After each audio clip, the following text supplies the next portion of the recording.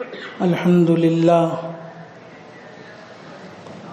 لله نحمده ونستعينه ونستغفره ونؤمن به ونتوكل عليه ونعوذ بالله من شرور أنفسنا ومن سيئات أعمالنا من يهده الله فلا مضل له ومن يضلله فلا هادي له ونشهد أن لا إله إلا الله وحده لا شريك له ونشهد أن سيدنا وحبيبنا ونبينا ومولانا محمدا عبده ورسوله صلى الله تعالى على خير خلقه محمد وعلى آله وأصحابه وبارك وسلم تسليما كثيرا كثيرا أما بعد فأعوذ بالله من الشيطان الرجيم بسم الله الرحمن الرحيم يا أيها الذين آمنوا ادخلوا في السلم كافة ولا تتبعوا خطوات الشيطان إنه لكم عدو مبين.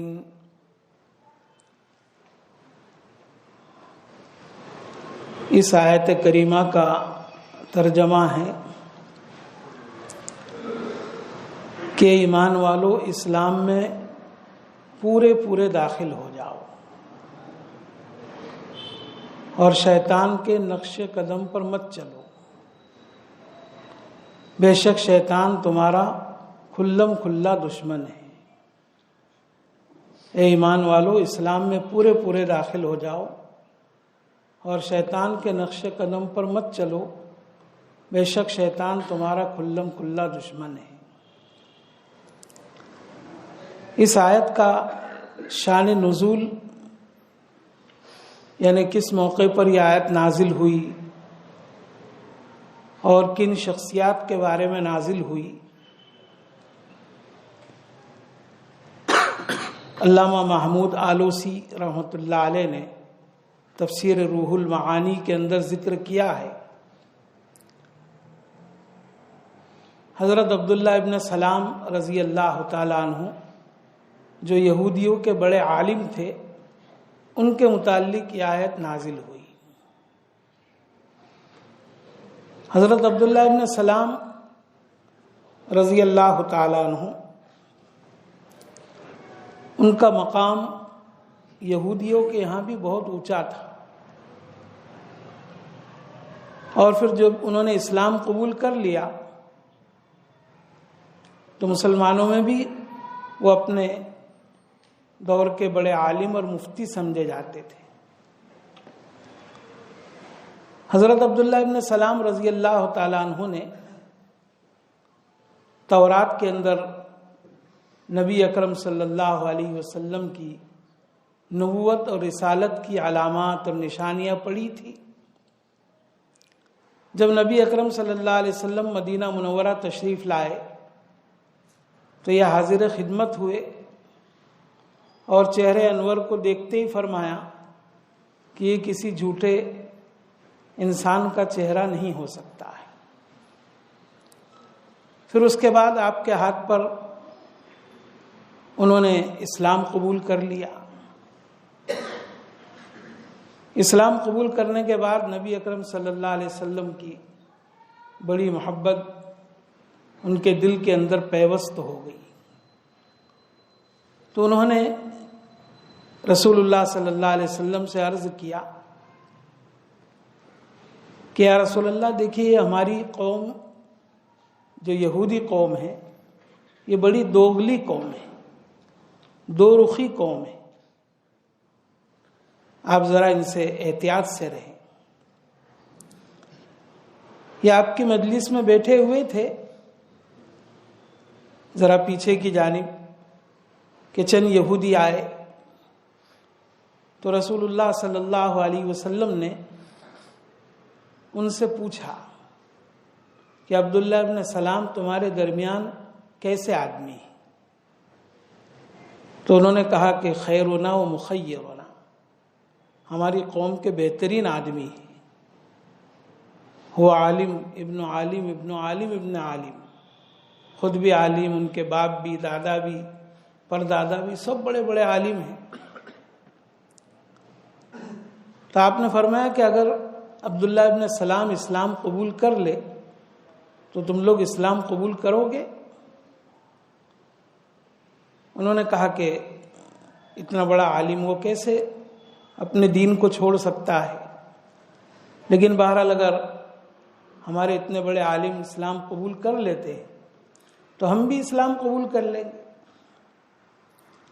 تو عبداللہ ابن سلام پیچھے بیٹھے ہوئے تھے، مجلس میں کھڑے ہوئے اور بلند آواز سے اشہد ان لا الہ الا اللہ و اشہد ان محمد رسول اللہ پڑھا۔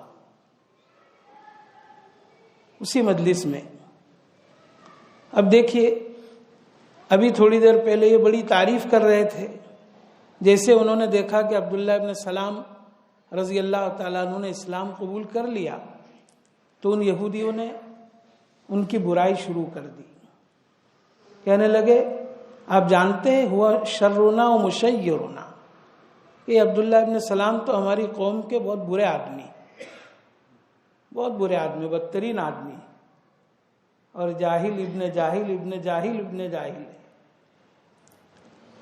تو عبداللہ ابن سلام نے عرض کیا، دیکھا ہے رسول اللہ، ابھی تھوڑی دیر پہلے میری تعریف کے پل باندھ رہے تھے اور ابھی مجھے کتنا گرا دیا، کتنا گھٹیا قرار دیا مجھے۔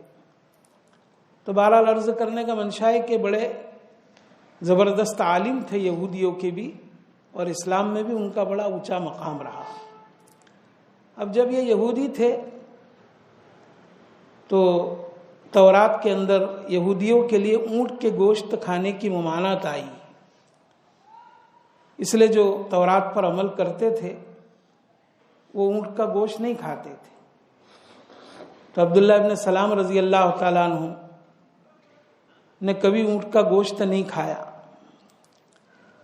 اب اسلام قبول کر لیا تو اونٹ کا گوشت کھانا حلال ہے، جائز ہے، کوئی ضروری اور فرض تو نہیں ہے، لیکن جائز اور حلال ہے۔ تو ان کے دل میں یہ خیال پیدا ہوا، اور ان کے ساتھ اور بھی چند اصحاب تھے کہ بھئی ہم نے زندگی بھر اونٹ کا گوشت کھایا نہیں، اس وقت حرام سمجھتے تھے، لیکن اب تو ہم اسلام قبول کر چکے ہیں تو اونٹ کا گوشت کھانے کو حلال سمجھتے ہیں، لیکن بس اب جی چاہتا ہے کہ آج تک نہیں کھایا تو آئندہ بھی زندگی میں نہیں کھائیں گے، اس سے بچتے رہیں گے، ایسا انہوں نے دل کے اندر ارادہ کیا۔ اس پر یہ قرآن پاک کی آیت نازل ہوئی، اے ایمان والو اسلام میں پورے پورے داخل ہو جاؤ۔ کیا مطلب؟ عبداللہ ابن سلام اور ان کے اصحاب کو تنبیہ کی جا رہی ہے کہ یہ اونٹ کا گوشت کھانا کوئی ضروری اور فرض نہیں ہے، لیکن اگر تم لوگوں نے اس اونٹ کے گوشت کو اسلام میں آنے کے بعد نہیں کھایا، اس سے بچتے رہے، تو یہودیوں کے ایک عمل کے ساتھ تمہاری مشابہت ہو جائے گی۔ یہودیوں کے کھانے کی جو ممانعت ہے اس کے ساتھ تمہارا طریقہ ان کے طریقے کے مشابہ ہو جائے گا، بلکہ ان کو کہنے کا بھی موقع ملے گا کہ عبداللہ ابن سلام پورے مسلمان کا ہوئے، دیکھو مسلمانوں کی طرح بھی رہتے ہیں اور یہودی مذہب پر بھی عمل کرتے ہیں کہ اونٹ کا گوشت نہیں کھاتے ہیں۔ اس لیے انہیں کہا گیا کہ نہیں، اسلام میں پورے پورے داخل ہو جاؤ، یعنی اونٹ کا گوشت کھانا چاہے ضروری نہیں، لیکن پھر بھی اس کو کھانا شروع کر دو تاکہ غیر قوم کے ساتھ اور یہودیوں کے ساتھ کسی بھی عمل اور طریقے کے اندر تمہاری مشابہت نہ ہو۔ یہ اس آیت کا شان نزول ہے۔ بہرحال یہ واقعہ میں نے خاص طور پر اس لیے ذکر کیا کہ آج کل ہمارے بہت سے مسلمان بھائی بھی نماز، صوم، صلاۃ کے پابند ہونے کے باوجود جب غیر مسلمین کے کوئی تہوار آتے ہیں تو برابر سے اس میں شرکت کرتے ہیں۔ دیوالی، ہولی اور یہ پتنگ بازی، اس کے اندر باقاعدہ وہ حصہ لیتے ہیں، اپنے بچوں کو بھی حصہ دلواتے ہیں۔ حالانکہ اس کی سخت ممانعت آئی ہے۔ نبی اکرم صلی اللہ تعالی علیہ وسلم کا ارشاد ہے، من تشبہ بقوم فہو منہم، کہ جو شخص کسی قوم کے ساتھ مشابہت اختیار کرے وہ انہی میں سے ہے۔ یہ جو حدیث ہے اس میں عقائد کے بارے میں نہیں کہا گیا کہ جو شخص کسی قوم کے عقیدے کی طرح عقیدہ رکھے تو وہ انہی میں سے ہے۔ اس میں تو کیا شک ہے کہ اگر کوئی شرک کا کفر کا عقیدہ رکھے تو وہ تو کافر مشرک ہی ہو جاتا ہے۔ یہ جو مشابہت سے منع کیا جا رہا ہے وہ کسی بھی قوم کے لباس میں، کسی بھی قوم کے مذہبی تہوار میں، کسی بھی قوم کی علامتیں اور شعار میں مشابہت سے منع کیا جا رہا ہے۔ جو ایسا کرے گا تو گئے وہ ان کے طریقے پر چلنے والا ہو جائے گا۔ اسی لیے شریعت اسلامیہ کے اندر ہر ایسے کام سے منع کیا گیا جس میں کسی بھی طریقے سے ادنا سی مشابہت بھی ہو جائے غیروں کے ساتھ۔ دیکھیے نماز جیسی نماز کتنی اہم عبادت ہے، اب ہمیں منع کیا گیا، سبھی مسئلہ جانتے ہیں کہ عین سورج طلوع ہوتے وقت، سورج جب بیچ میں ہوتا ہے استوا کے وقت، اور سورج غروب ہوتے وقت نماز پڑھنا مکروہ تحریمی۔ کوئی اگر کہے کہ بھی نماز اتنی اہم عبادت ہے، مجھے تو اس وقت میں بھی نماز پڑھنی ہے، تو وہ نماز پڑھے گا تو صحیح، لیکن اس پر ثواب کے بجائے گناہ ہوگا۔ کیوں منع کیا گیا ان اوقات میں نماز پڑھنے سے؟ یہ اوقات وہ ہے کہ ان میں سورج پرست لوگ سورج کی پوجا کرتے ہیں۔ حالانکہ دیکھیے نماز تو الگ سے مستقل رکوع سجود قیام اپنی جگہ الگ ہی ہوتا ہے، لیکن پھر بھی یہ اوقات ایسے ہیں کہ ان اوقات میں سورج کو پوجنے والے لوگ سورج کی عبادت کرتے ہیں، اس لیے مسلمانوں کو ان اوقات میں نماز پڑھنے سے منع کیا گیا۔ نبی اکرم صلی اللہ علیہ وسلم جب مدینہ منورہ تشریف لائے تو یہودی لوگ عاشورہ کا روزہ رکھتے تھے۔ ویسے حضور صلی اللہ علیہ وسلم نے مکہ مکرمہ میں بھی رکھا ہے اور مدینہ آنے کے بعد بھی روزہ رکھا ہے، بلکہ پہلے فرض تھا امام ابو حنیفہ رحمۃ اللہ علیہ کے قول کے اعتبار سے عاشورہ کا روزہ۔ جب آپ کو پتہ چلا کہ بھی یہودی لوگ بھی روزہ رکھتے ہیں تو آپ نے فرمایا کہ میں آئندہ سال اگر ہو سکے تو میں 9 تاریخ کا بھی روزہ رکھوں گا، فقط 10 کے بجائے 9 تاریخ کا بھی روزہ رکھوں گا، تاکہ یہودیوں کے روزے سے بالکل ہمارے روزے ہو جائیں۔ تو نماز جیسی عبادت میں بھی، روزے جیسی عبادت میں بھی غیر قوموں کے ساتھ مشابہت اختیار کرنے سے نبی اکرم صلی اللہ علیہ وسلم نے سختی سے منع فرمایا ہے۔ حضرت عمر ابن خطاب رضی اللہ تعالیٰ عنہ حجر اسود کو بوسہ دیتے تو کیا فرماتے ہیں کہ حجر اسود میں جانتا ہوں کہ تو ایک پتھر ہے، نہ نفع کا مالک ہے نہ نقصان کا مالک ہے۔ اگر میں نے اپنے حبیب پاک صلی اللہ علیہ وسلم کو تجھے بوسہ دیتے ہوئے نہ دیکھا ہوتا تو میں تجھے بوسہ نہ دیتا۔ وہاں بھی حضرت عمر ابن خطاب رضی اللہ عنہ وہ یہ بتلانا چاہتے ہیں کہ یہ اتباع سنت میں ہم بوسہ دے رہے ہیں، کئی پتھر کی پوجا نہیں کر رہے ہیں غیروں کی طرح، مشرکین کی طرح۔ بہرحال یہ بہت سخت معاملہ ہے، ہر قسم کے تہوار اور مذہبی شعار میں ہمیں بچنا نہایت ضروری ہے۔ یاد رہے لوگ اس کو بہت ہلکا سمجھتے ہیں۔ حکیم الامت حضرت تھانوی رحمۃ اللہ علیہ نے ایک بڑا عبرتناک واقعہ لکھا ہے اس سلسلے میں۔ فرماتے کہ ایک شخص کا انتقال ہوا مکہ مکرمہ میں، نیک دیندار صوم صلات کے پابند آدمی تھے، ان کو دفن کر دیا گیا۔ پھر چند روز کے بعد جیسا کہ وہاں کا معمول ہے کہ دوسرا کوئی آدمی کا انتقال ہوتا ہے تو جو قبر ذرا پرانی ہو جاتی ہے پھر اسی میں ان کو دفن کرتے ہیں۔ تو انہوں نے اس شخص کو دفن کیا گیا۔ چند دن کے بعد بلکہ چند مہینوں کے بعد کسی اور شخص کا انتقال ہوا تو انہی کی قبر کھودی گئی۔ دیکھا تو وہاں ان کی لاش تو نہیں ہے، لیکن ایک انگریز لڑکی کی لاش اس کی جگہ پر نظر آئی. لوگوں کو بہت تعجب ہوا کہ بھئی یہ کیسے ہو گیا، یہاں تو ہم نے فلاں صاحب کو دفن کیا تھا. وہاں پر یورپ سے آئے ہوئے ایک مہمان بھی تھے، تو انہوں نے اس لڑکی کو پہچان لیا. کہا میں اس کو جانتا ہوں، یہ فرانسی لڑکی ہے اور یہ چپکے سے اس نے اسلام قبول کر لیا تھا، اور میں نے کچھ دینی رسالے بھی اس لڑکی کو میں نے پڑھائے تھے. اچھا بھائی ٹھیک، لیکن وہ یہاں آ کیسے گئی؟ اب یہ تحقیق کی گئی کہ بھئی اس کی قبر میں دیکھا جائے کہ وہاں کون ہے. چنانچہ یہ فرانسیسی شخص جب جانے لگے تو ان کو کہا گیا کہ آپ اس کی تحقیق کرنا. جب وہ لڑکی کی قبر کے پاس گئے، ان کے ماں باپ سے پوچھا، اس کو کھولا گیا تو دیکھا کہ وہی مسلمان شخص اس کی قبر میں تھے. یہاں ان کے گھر والوں سے معلوم کیا گیا کہ ایسی کون سی ان میں خراب عادت تھی جس کی وجہ سے ایسا ہو گیا کہ اس کی قبر یہاں سے وہ منتقل کر دیے گئے اور لڑکی کو یہاں اللہ تعالیٰ نے بھیج دیا. کبھی کبھی عبرت کے لیے ایسے واقعات پیش آتے ہیں. تو گھر والوں نے کہا کہ ویسے تو یہ بڑے پابند آدمی تھے، لیکن ایک بات اپنی زبان سے کہا کرتے تھے کہ جب بھی جنابت کا غسل کرنے کا موقع آتا تھا تو ان کو بڑا گراں گزرتا تھا، بڑا بھاری ہوتا معلوم ہوتا تھا. اور وہ کہتے تھے کہ عیسائیوں کے ہاں کتنا اچھا ہے کہ ان کے ہاں غسل فرض نہیں، ہمارے ہاں کیا یہ غسل فرض ہے. اس طرح کے الفاظ یہ کہا کرتے تھے. ہاں ہو سکتا ہے اسی وجہ سے اللہ تعالیٰ کو ان سے ناراضگی ہوئی اور ان کی قبر کو مکہ سے دوسری جگہ منتقل کر دیا گیا. تو بہرحال یہ بڑی خطرناک چیز ہے مشابہت اختیار کرنا.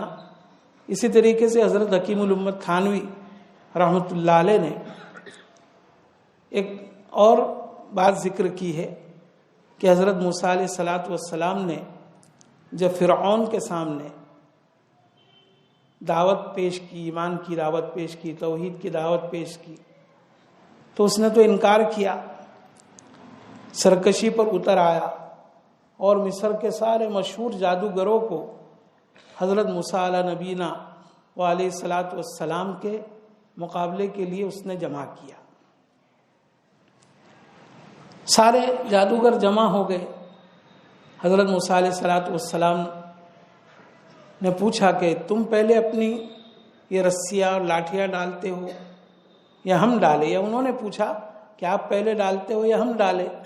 تو حضرت موسیٰ علیہ السلام نے فرمایا کہ تم ہی ڈالو. وہ جو اپنے ساتھ لاٹھیاں اور رسیاں لائے تھے جادو کا کرتب بتانے کے لیے، سب انہوں نے ڈال دیا. تو پورا میدان سانپ اور بچھو، بڑے بڑے سانپ اور اژدہوں سے بھر گیا. حضرت موسیٰ علیہ السلام کو اللہ تعالیٰ نے جو معجزہ دیا تھا لکڑی کا، اور اس سے پہلے کئی مرتبہ اس کا اظہار ہو چکا تھا، اتنا بڑا وہ اژدہا بن جاتا تھا کہ ایک اوپر کا اس کا جبڑا فرعون کے اوپر کے محل پر اور نیچے کا جبڑا نیچے کے کنارے پر ہو جاتا. اتنا بڑا، گویا پورا محل نگل سکتا تھا، اتنا بڑا تھا وہ. جیسے ہی حضرت موسیٰ علیہ السلام نے اس کو ڈالا تو وہ سارے سانپوں کو نگل گیا. جادوگر سوچنے لگے کہ جادو کے فن کو ختم تو نہیں کرتا ہے، اس نے تو ہمارے پورے فن کو ختم کر دیا، پورے علم کو ختم کر دیا. معلوم ہے جادو کے علاوہ اور کوئی چیز ہے. وہ سمجھ گئے کہ یہ نبی ہے، رسول ہے. چنانچہ وہ تمام کے تمام سجدے میں گر گئے اور کہنے لگے آمنا برب العالمین رب موسیٰ و ہارون. ہم ایمان لائے رب العالمین پر. رب العالمین وہ جو موسیٰ اور ہارون کا رب ہے، کیونکہ فرعون بھی تو اپنے آپ کو رب کہتا تھا نا، بلکہ رب العالی سب سے بڑا پروردگار کہتا تھا. بہرحال انہوں نے ایمان قبول کر لیا. حضرت موسیٰ علیہ السلام نے پوچھا کہ اللہ، ان جادوگروں کو تیری طرف سے ایمان کی کیسے توفیق ہو گئی؟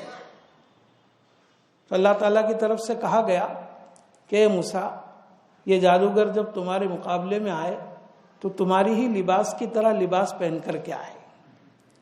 اس لیے میری غیرت نے اس بات کو گوارا نہیں کیا کہ جو لوگ لباس میں میرے نبی کی مشابہت اختیار کرے میں ان کو کیسے محروم کروں، اس لیے میں نے ان کو ایمان کی دولت سے مالا مال کر دیا۔ تو دیکھیے ایک طرف غیروں کی مشابہت سے نقصان بھی کتنا ہوتا ہے، اور اللہ والوں کی مشابہت اور ان کے طور طریق لباس ساری چیزوں پر چلنے سے فائدہ بھی کتنا ہوتا ہے۔ آج ہمارے مسلم معاشرے میں ان چیزوں کی طرف کوئی توجہ ہی نہیں دی جاتی ہے۔ دین کا ایک بہت بڑا حصہ یہی ہے کہ ہم اسلام کے اندر پورے داخل ہو جائے۔ ہماری نماز، ہمارا روزہ، ہمارا لباس، ہمارا کھانا، ہمارا پینا، یہ ساری چیزیں اسلام کے مطابق ہونی چاہیے، حضرات انبیاء و رسول کے طریقے کے مطابق ہونی چاہیے، صالحین اعظام کے طریقے پر ہونی چاہیے۔ فساق اور فجار کے طریقے پر جو لوگ زندگی بسر کرتے ہیں پھر نعوذ باللہ ان کا حشر بھی اسی طریقے سے ہوتا ہے۔ تو بہرحال آج میں نے مناسب سمجھا کہ بھئی آج چونکہ یہ اتران والے تہوار چل رہے ہیں اور ہمارے بہت سارے اچھے نیک دیندار لوگ بھی گانے ہیں، اس میں کئی نقصانات ہیں۔ اولاً تو اس میں مال کا ضیاع ہے، یعنی مال کو ضائع کرنا، مال اللہ کی نعمت ہے۔ دوسرا ہے کہ اس میں وقت ضائع ہوتا ہے، اللہ نے وقت قیمتی دیا ہے، گھنٹوں تک وہ پتنگ بازی میں مشغول رہتے ہیں۔ تیسرا ہے کہ پھر اپنے چھتوں پر جا کر گانے بجانے میوزکوں کے ساتھ یہ عمل کرتے ہیں۔ اور چوتھا ہے کہ اس میں نقصان بھی ہے، اپنی وجہ سے خود کو بھی یا کبھی دوسروں کو بھی پتنگ کی وجہ سے نقصان ہوتا ہے۔ حدیث پاک میں حضور صلی اللہ علیہ وسلم کا ارشاد ہے، لا ضرر ولا ضرار فی الاسلام، اسلام میں نہ خود نقصان اٹھانا ہے نہ دوسروں کو نقصان پہنچانا ہے۔ اس لیے بہرحال ہمیں ان چیزوں سے بچنے کا اہتمام کرنا چاہیے اور اس کی کوشش ہو کہ ہم مکمل مسلمان ہو جائے اور کوئی عمل ہمارا غیروں کے طریقے کے مطابق نہ رہے۔ اللہ تعالیٰ عمل کی توفیق عطا فرمائے۔